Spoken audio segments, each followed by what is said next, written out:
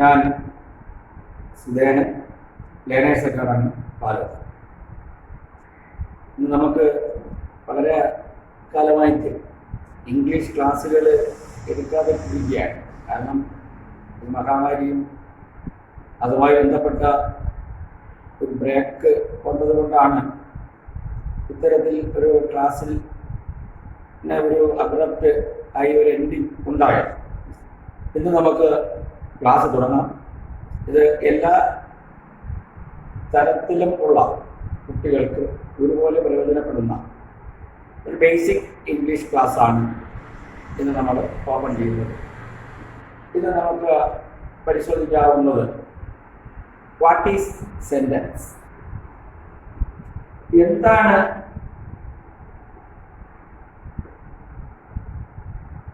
Sentence എന്നതാണ് ഇന്നത്തെ class. What is sentence? അപ്പൊ ഈ സെന്റൻസിനെ സംബന്ധിച്ച് നമുക്കൊരു മുഖപുരയുടെ ആവശ്യം ഇല്ല. എല്ലാ കുട്ടികൾക്കും സെന്റൻസ് എന്താണ് എന്നറിയാം. സെന്റൻസ്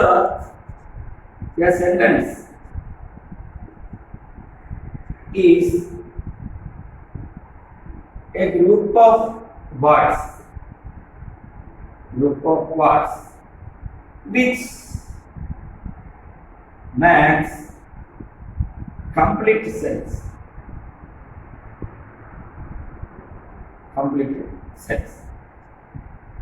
What is sentence എന്ന് ചോദിച്ചാൽ നമുക്ക് ഇംഗ്ലീഷിൽ അതിനൊരു നിർവചനം കൊടുക്കാം. A sentence is a group of words which makes complete sense. അതിന്റെ മലയാളം പൂർണ്ണമായും ആശയം തരുന്ന പദസമൂഹം എന്നാണ്. പൂർണ്ണമായും ആശയം തരുന്ന പദസമൂഹത്തെയാണ് വാചകം അല്ലെങ്കിൽ വാക്യം, സെന്റൻസ് എന്നൊക്കെ നമ്മൾ പറയുന്നു. അപ്പോൾ sentence is a group of words which makes complete sense. ഇനി നമുക്ക് how many kinds of sentence എന്നതാണ് പരിശോധിക്കുവാനുള്ളത്. How many kinds of sentence or kinds of sentence. How many kinds of sentence? There are 4 kinds of sentence. 4 kinds of sentences. How many kinds of sentences എന്ന് ചോദിച്ചാൽ there are 4 kinds of sentence. അത് ഏതൊക്കെയാണ് നമുക്ക് പരിശോധിക്കാം. ഒന്നാമത്തേത് assertive sentence ആണ്. ഈ assertive സെന്റൻസിനെ നമുക്ക് ഡിക്ലറേറ്റീവ് സെന്റൻസ് എന്നും പറയാം. ഒന്നാമത്തെ സെന്റൻസിന്റെ പേര് അസർട്ടീവ് സെന്റൻസ് എന്നാണ്. Which is otherwise known as what? Declarative sentence. The second type of sentence, imperative sentence. The third, interrogative sentence. Then the fourth, exclamatory sentence. അങ്ങനെ there are 4 kinds of sentence. They are assertive sentence, imperative sentence, interrogative sentence, and exclamatory sentence. ഇനി നമുക്ക് ഇവ ഓരോന്ന് പരിശോധിച്ചു പഠിക്കാം. എന്താണ് assertive sentence? എന്താണ് imperative sentence? എന്താണ് ഇന്ററോഗേറ്റീവ് സെന്റൻസ്? എന്താണ് എക്സ്ക്ലമേറ്ററി സെന്റൻസ് എന്നതിന്? ഒന്നാമത്തെ സെന്റൻസ് നിങ്ങൾക്കറിയാം, അസർട്ടീവ് സെന്റൻസ് എന്നാണ് ഇതിന്റെ പേര്. ഈ അസർട്ടീവ് സെന്റൻസിന്റെ മലയാളം എന്താണ്? പ്രസ്താവന വാക്യം എന്നാണ്.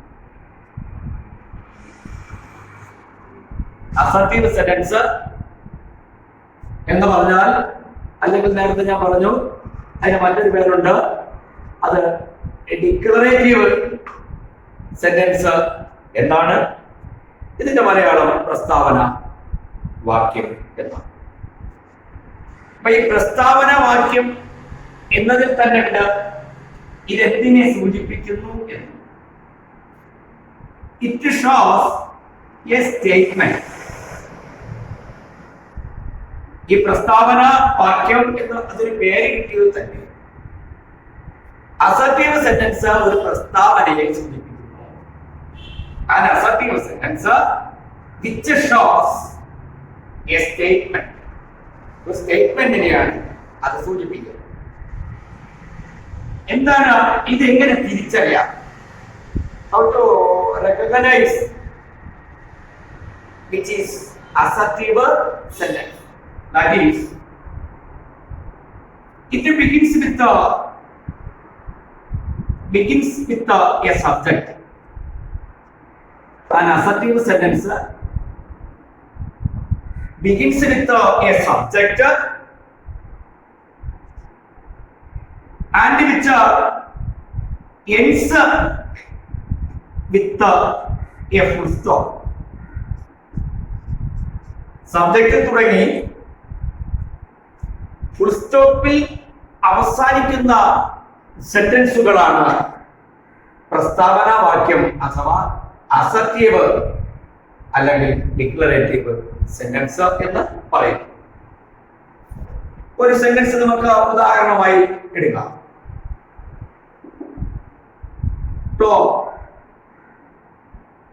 Tom likes chocolates. In this sentence, Tom is subject. Tom is subject. മറ്റൊരു സെന്റൻസ് പരിശോധിക്കാം. ടോമിനെ കുറിച്ച് തന്നെ. He eats chocolates daily. ഇവിടെ ടോമിന് പകരം, ടോം എന്ന സബ്ജക്റ്റിന് പകരം ഹി ഉപയോഗിച്ചിരിക്കുന്നു. ഇവിടെ ഹി ആണ് സബ്ജക്റ്റ്, ഇവിടെ ടോമും സബ്ജക്റ്റ് ആണ്, ഇവിടെ ഹിയും സബ്ജക്റ്റ് ആണ്. അപ്പോൾ സബ്ജക്റ്റ് എന്നാൽ എന്താണ്? സബ്ജക്റ്റ് എന്നാൽ the naming part of the sentence. Naming part of the sentence. Subject means the naming part of the sentence.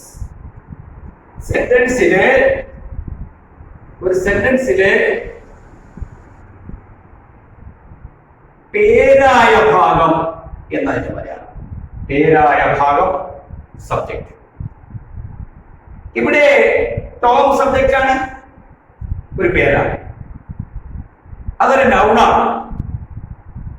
ഈ ടോമിനെ കുറിച്ച് തന്നെ രണ്ടാമത്തെ സെന്റൻസിൽ പറഞ്ഞിരിക്കുന്നു he Eats chocolates daily.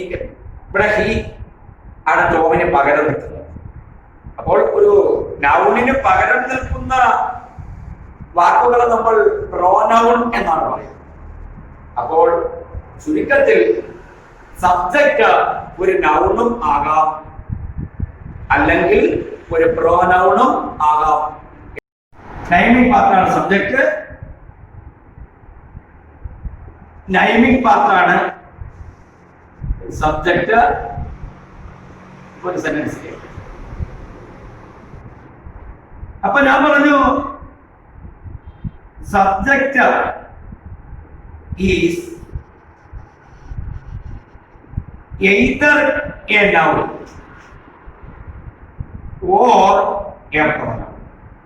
Subject ഒന്നുകിൽ ഒരു നാമം ആയിരിക്കും, നൗൺ എന്ന് പറഞ്ഞാൽ നാം. അല്ലാന്നുണ്ടെങ്കിൽ ഒരു പ്രോനൗൺ ആയിരിക്കും സർവ്വതാ. പ്രോനൗൺ എന്ന് പറഞ്ഞാൽ സർവ്വതാ. ഇതാണ് സബ്ജക്ട് എന്ന് പറയുന്നത്. അപ്പൊ സബ്ജക്റ്റിൽ തുടങ്ങി ഫുൾ സ്റ്റോപ്പിൽ അവസാനിക്കുന്ന സെന്റൻസുകളെയാണ് നമ്മൾ അസർട്ടീവ് സെന്റൻസ് അല്ലെങ്കിൽ ഡിക്ലറേറ്റീവ് സെന്റൻസ് അഥവാ മലയാളത്തിലെ പ്രസ്താവന വാക്യം എന്ന് പറയും. അപ്പൊ ഈ പ്രോനൗൺ സബ്ജക്റ്റായിട്ട് ഉപയോഗിക്കുന്നത് ഏതൊക്കെ എന്ന് പരിശോധിക്കാം. എല്ലാ പ്രോനൗണുകളും പ്രോനൗൺ 9 തരം പ്രോനൗണുകളും 9 തരം പ്രോപ്പർ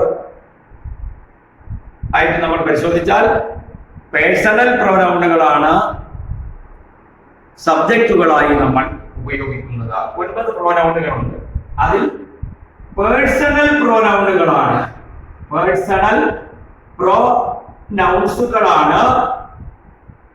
നമ്മൾ സബ്ജക്റ്റായി ഉപയോഗിക്കുന്നത്. We use a personal pronoun as subjects. Personal പ്രോനൗണുകളാണ് നമ്മൾ സബ്ജക്റ്റായി ഉപയോഗിക്കുന്നത്. അതിന് ഉദാഹരണം I, V,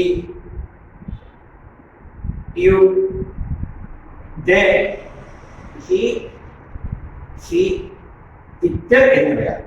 I, we, you, they, he, she, it എന്നിവയാണ്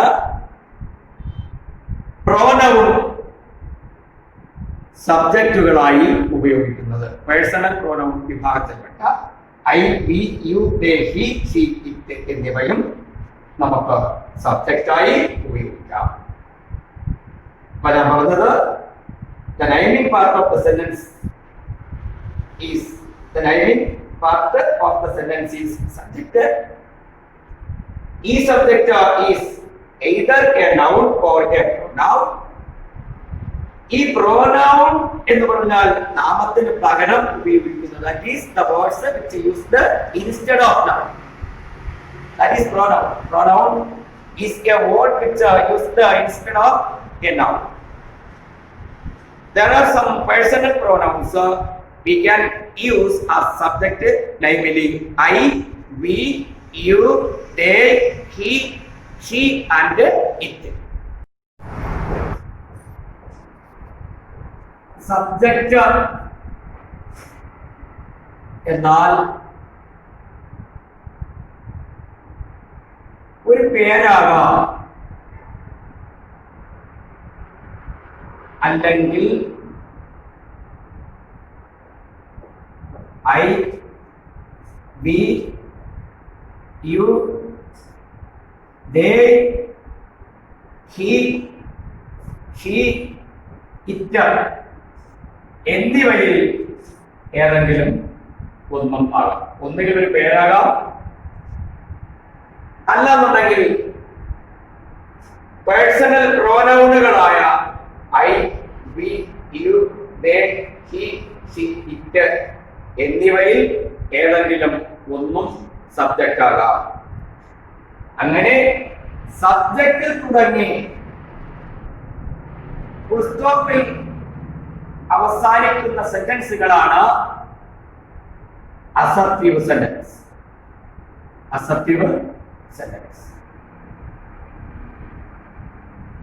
ഇനി നമുക്ക് ഈ സബ്ജക്റ്റിന്റെ നമ്പർ പരിശോധിക്കാം. സബ്ജക്റ്റിന്റെ നമ്പർ പരിശോധിക്കുക എന്ന് പറയുമ്പോഴത്തേക്ക് ഒരു subject 2 in number. They are singular and plural. Singular എന്നും പ്ലൂറൽ എന്നും സബ്ജക്റ്റുകൾ 2 നമ്പറുകൾ. There are 2 number of subjects. They are singular and plural. What is singular? എന്താണ് സിംഗുലർ? എന്താണ് singular? Singular means one in number. One in number, that is ഏകവചനം. ഏകവചനങ്ങളാണ് singular. Singular shows one in number. For example, I, he, she, it എന്നീ personal പ്രോനൗണുകൾ അല്ലെങ്കിൽ singular, that is one night. For example, Tom singular ആണ്, Tom singular ആണ്, Alice singular ആണ്. അങ്ങനെ singular എന്ന് പറഞ്ഞാൽ one in number. Then plural. What is plural?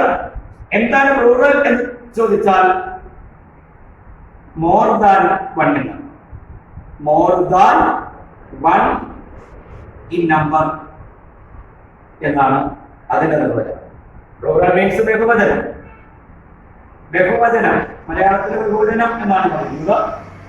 More than one in number, that is we, they. We and they. We, they മുതലായവ plural സബ്ജക്റ്റിന് ഉദാഹരണങ്ങളാണ്. ഇനി നമുക്ക് യു നോക്കാം. യു എന്ന് പറയുന്ന യു എന്ന സബ്ജക്റ്റ് നിങ്ങൾ, നീ എന്ന് ഉപയോഗിക്കാം.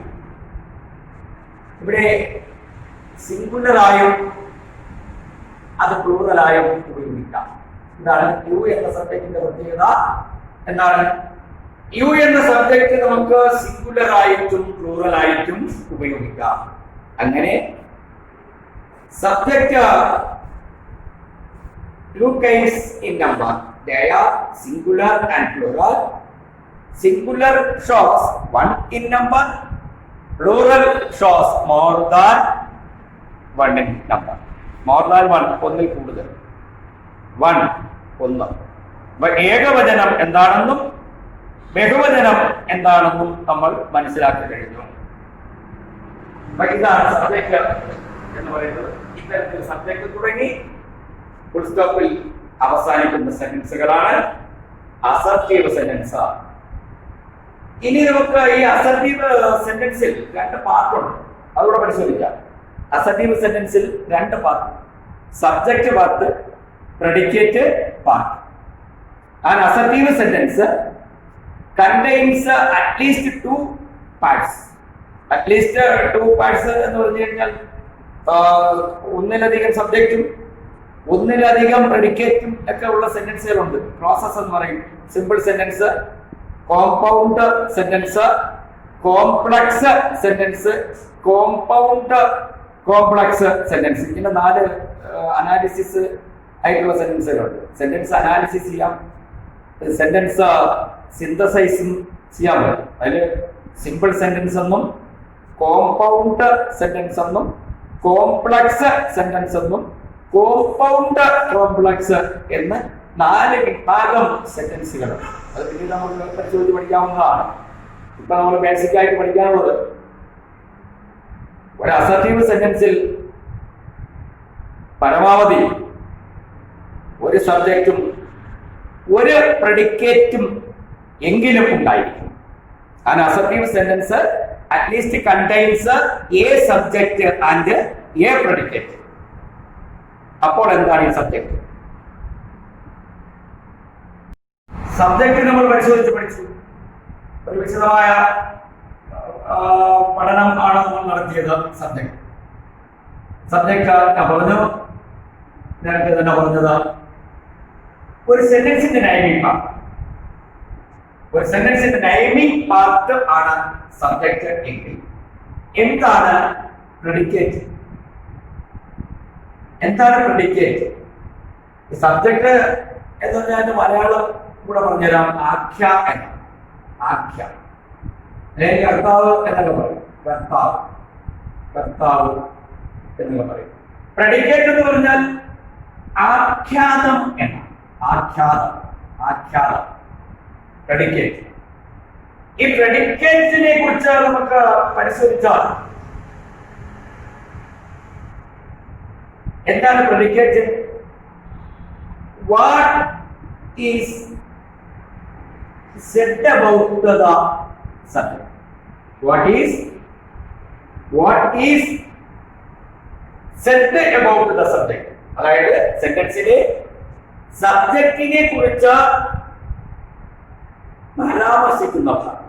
അല്ലെങ്കിൽ സെന്റൻസ് സബ്ജക്റ്റ് എന്താണോ ചെയ്യുന്നത് അത് പറയുന്ന ഭാഗത്തെയാണ് നമ്മൾ എന്ന് പറയുന്നത് പ്രെഡിക്കേറ്റ് എന്ന് പറയുന്നത്. That is what is said about the subject means the telling part of the sentence. The telling part എന്ന് നമുക്ക് ശരിക്കും പറയാം. telling parts എന്ന് പറയാം. telling parts. naming part subject ആയപ്പോൾ telling part predicate. what is said about the subject is called predicate. predicate ന്റെ മലയാളം ആഖ്യാതം എന്നാണ്. അപ്പൊ നമുക്കൊരു നേരത്തെ പറഞ്ഞ തന്നെ സെന്റൻസ് പരിശോധിക്കാം.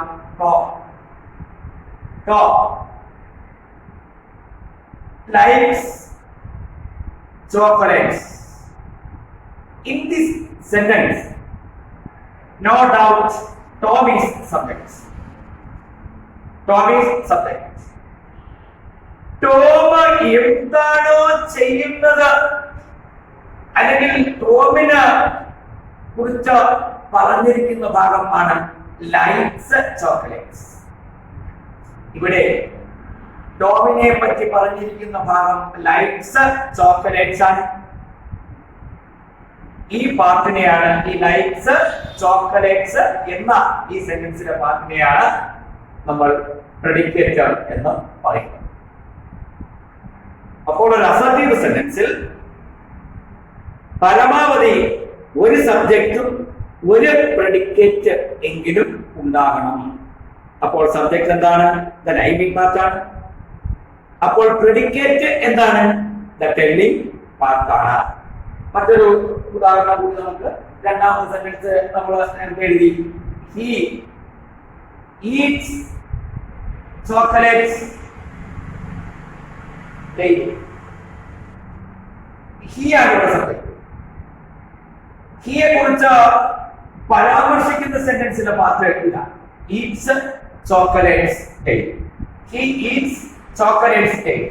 In this sentence, he is subject, eats chocolates predicate. That is, subject is the naming part of the sentence, and the predicate is the telling part of the sentence.